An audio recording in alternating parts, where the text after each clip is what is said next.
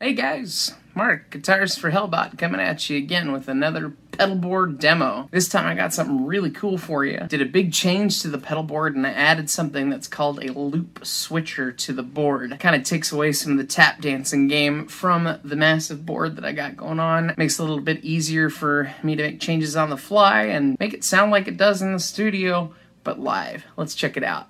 So this is what the board looks like now that it's been rewired with the switcher. The switcher is this big black box over here. It's called the Boss ES-8. And it's called that because it has 8 preset buttons that you can see that are numbered.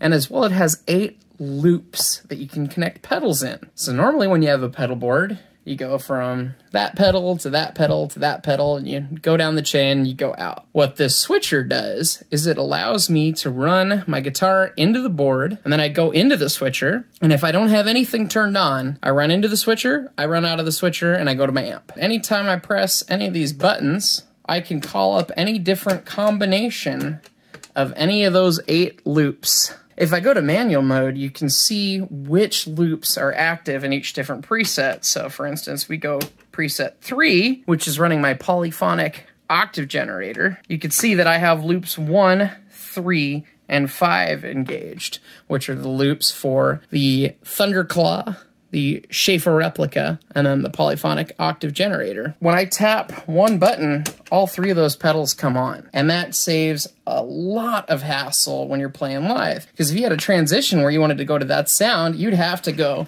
boom, boom, boom, just that fast, and now it's just as easy as click. Having the different loops has a couple different cool effects. Primary of which is you can tap one button, have a bunch of different pedals come on. But there's another cool side effect to it as well, in that when you don't have those pedals on, all of the cable running to that pedal and back to the switcher is no longer a part of your signal chain. And so the more cable you got between you and the amp, kind of the worse the sound is. You lose some of the high end as it gets longer and longer. And so you can have a lot of pedals and not have all that cable in the chain unless you need it or you want it. So that means that you get a better overall sound by using the switcher. There's a couple more really cool things to the switcher as well, and one of them is that it's got what is called MIDI control output. So MIDI stands for Musical Instrument Digital Interface, and it's a way for different musical instruments like keyboards or synths or guitar pedals in this case can talk to each other. It can send messages over this protocol from the switcher to some of my digital pedals like the Strymon Big Sky and the Strymon Timeline, which means per foot switch on the switcher, I can set specific messages to be sent to those pedals. So if I want to change to a different preset on the reverb or the delay, I could do that.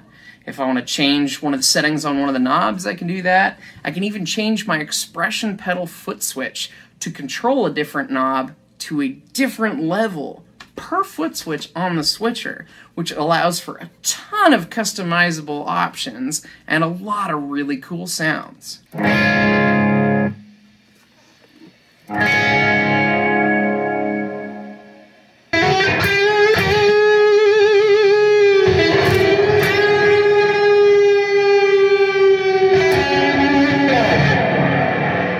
Game changer for me with this switcher is that not only does it control my pedal board, it also controls my amp. And by my amp, I don't mean this old Marshall over here. By my amp, I mean this Friedman JJ100 right here. This is the amp that I use live, and it is totally killer. It sounds a lot like one of those Marshalls, but a lot thicker, and it makes a great sound for a one-guitar band like Hellbot is, and it's been totally a huge game changer for us.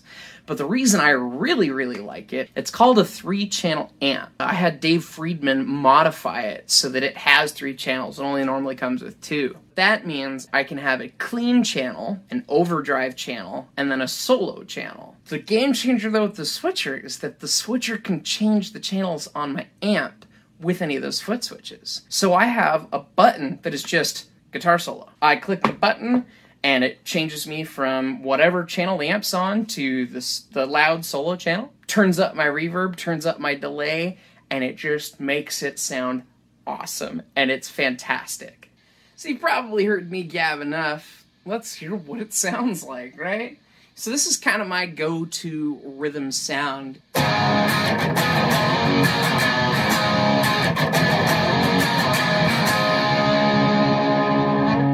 with the touch of one button, I can go to a guitar solo tone.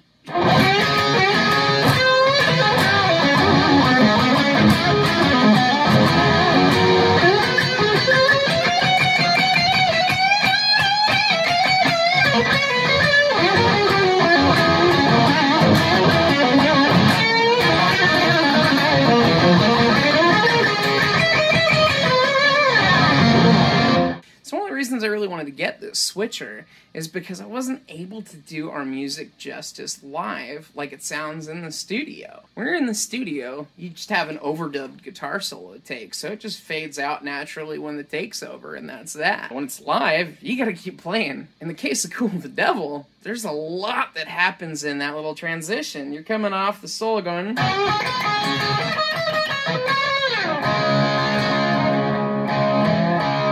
And in that moment, to match what happens in the studio, I need to go off of the solo channel, and I need to turn on the clean channel. I need to turn off an overdrive pedal. I need to decrease the reverb. I need to decrease the delay, and I need to add on that tremolo pedal. That's 6 different things in the time span of 1,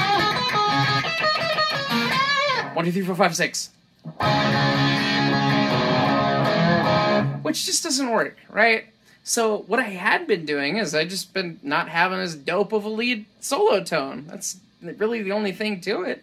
Leave the reverb and delay as they were, and then when we played live at Hempfest, I didn't turn the tremolo on just because I couldn't get to it quick enough. He got to clean, and you know, it was close enough that it worked. But now, it's just easy. I press one button, and boom, I've changed tones. So I'm soloing.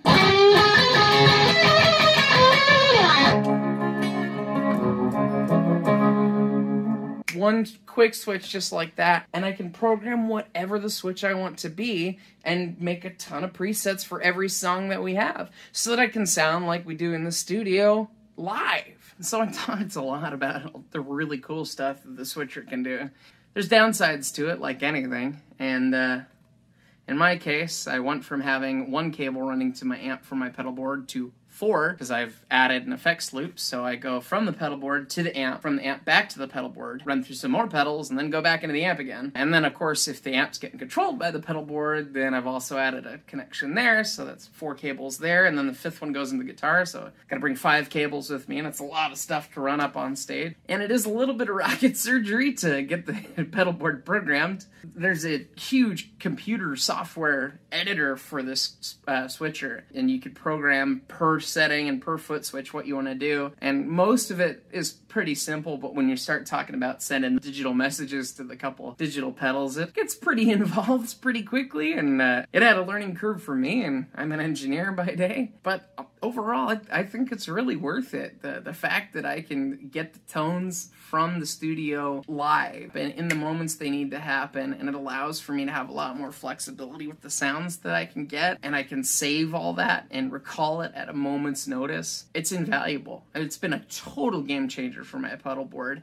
and when we played our gig at Drunkies, I mean, it was fantastic. You'd think it would add a headache on stage, seeing the foot switches and everything, but it was really relaxing knowing that it's, okay, boom, I press that button and I go, and if I have a cable or something fail, you know, it doesn't take the whole board out, it just takes out one of the loops. It's been a fantastic thing for me, and I'm really excited to have it. I do have more work to do. I ran out of custom pedal cable connectors, and board's a little bit of a mess, and I'm sure some of you guitarists in the audience noticed, but I gotta make a couple more custom cables. I gotta get it set up to be a little bit more robust and resilient, so that it can handle abuse when we go travel and all that sort of stuff. It's been a blast to play with so far, and I can't wait for you guys to hear it live. I'm Mark, Guitars for Hellbot. Thanks for checking out the video. We love the support. Thank you.